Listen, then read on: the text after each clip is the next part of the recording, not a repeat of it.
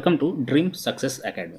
दोस्तों, आप सभी का स्वागत है आज के इस सेशन में। दोस्तों, हम लोग देश के सभी प्रतियोगी परीक्षाओं के लिए, चाहे वो स्टेट लेवल के हो या सेंट्रल लेवल के हो, उस सभी के लिए जो है प्राचीन इतिहास के महत्वपूर्ण टॉपिक्स को कवर करेंगे, जिसमें हम लोग आज देखेंगे प्रसिद्ध विदेशी यात्रियों और उनका साहित्य, ठीक है, आर्ट एंड कल्चर, और प्राचीन भारत की प्रमुख पुस्तकें हम उनके लेखक को देखेंगे, ठीक है, प्रमुख संगम साहित्य और जो भारत में जो प्राचीन भारत में निर्मित गुफाएं हैं, जहाँ से कि क्वेश्चन काफ़ी अच्छे खासे बनते हैं, उस सबको जो है इस वीडियो में कवर करेंगे तथा निर्माण जो प्राचीन मंदिरें हैं उनकी अवस्थिति तथा उसके निर्माणकर्ता को के नाम जानेंगे। ठीक है, तो दोस्तों आज का सेशन काफ़ी इंपॉर्टेंट होने वाला है, चाहे वह बिहार पुलिस हो या बिहार दरोगा, किसी भी एग्जाम की दृष्टि से।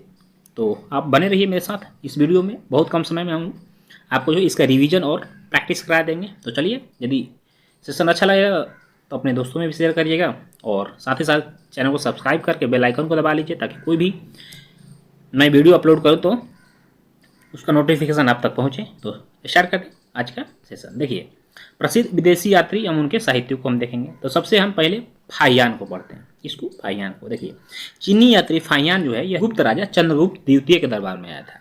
तो डायरेक्ट क्वेश्चन आएगा, फाहियान किसके दरबार में आया था? याद रखिए, फाहियान जो है चंद्रगुप्त द्वितीय के दरबार में आया था, जो कि गुप्त राजा थे।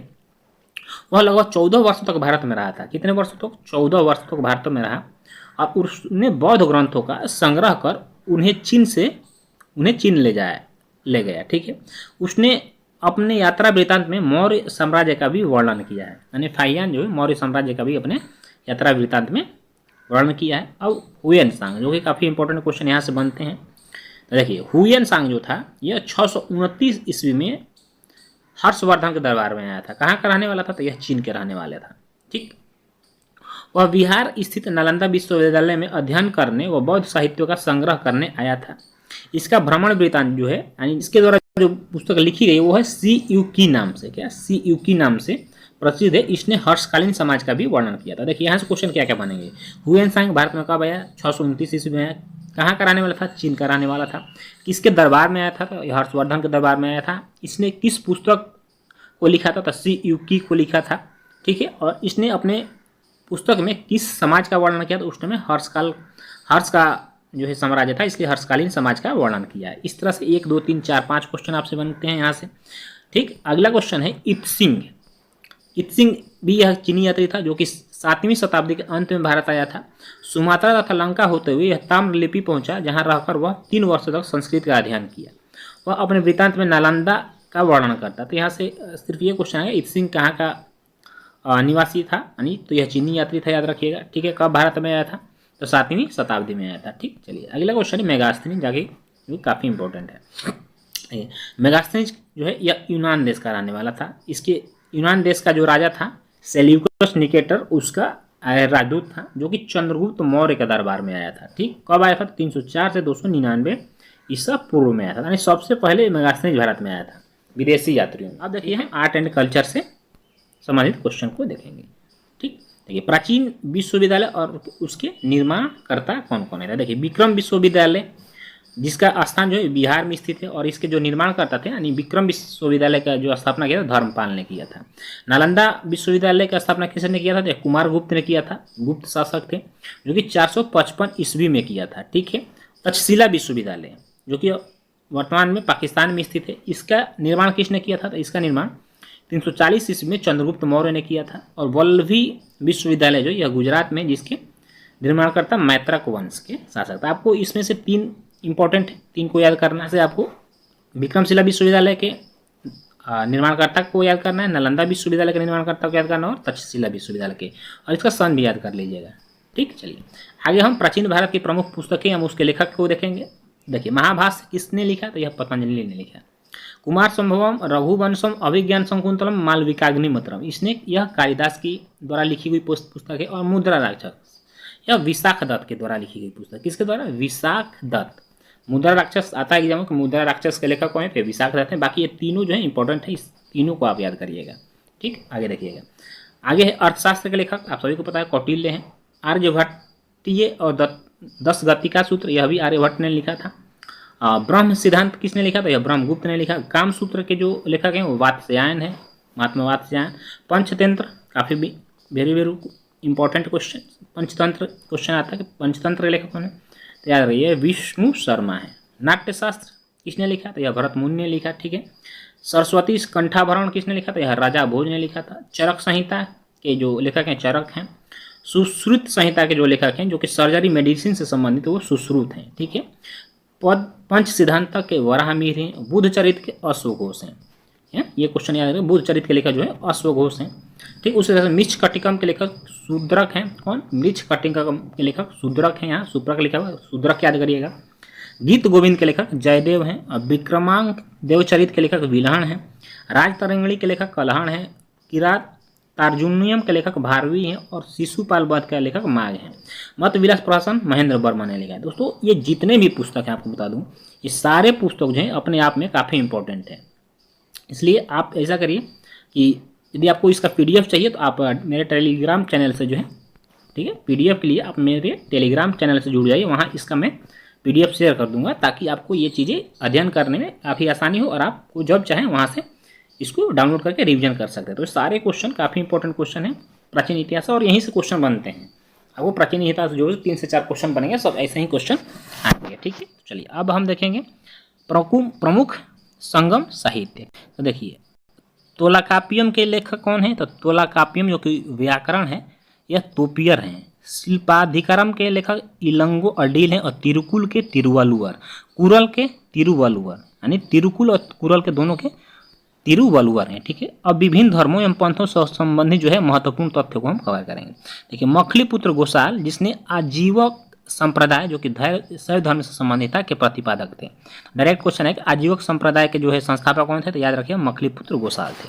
लिंगायत संप्रदाय के संस्थापक कौन थे, तो यह शैव धर्म से संबंधित और यह दक्षिण भारत में प्रचलित है, यानी यह भी आजीवक और लिंगायत ये दोनों जो है शैव धर्म से संबंधित है, दोनों है दक्षिण भारत में प्रचलित है। 10वीं शताब्दी में मत्स्येंद्रनाथ ने नाथ संप्रदाय की स्थापना की। डायरेक्ट क्वेश्चन, नाथ संप्रदाय की स्थापना किसने किया, मत्स्येंद्रनाथ ने, ठीक है। बाबा गोरखनाथ ने इसका व्यापक प्रचार और प्रसार किया।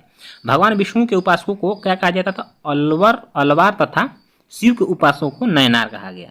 यहाँ से क्वेश्चन आता है कि भगवान विष्णु के उपासकों को अलवार कहा गया और शिव के जो उपासक थे उनको नयनार कहा गया।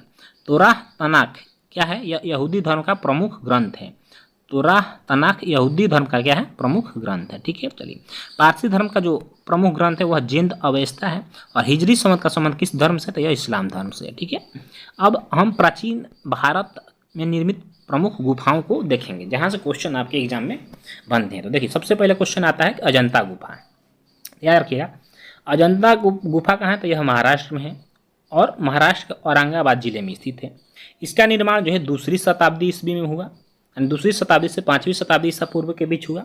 इसमें 29 बौद्ध गुफाएं हैं।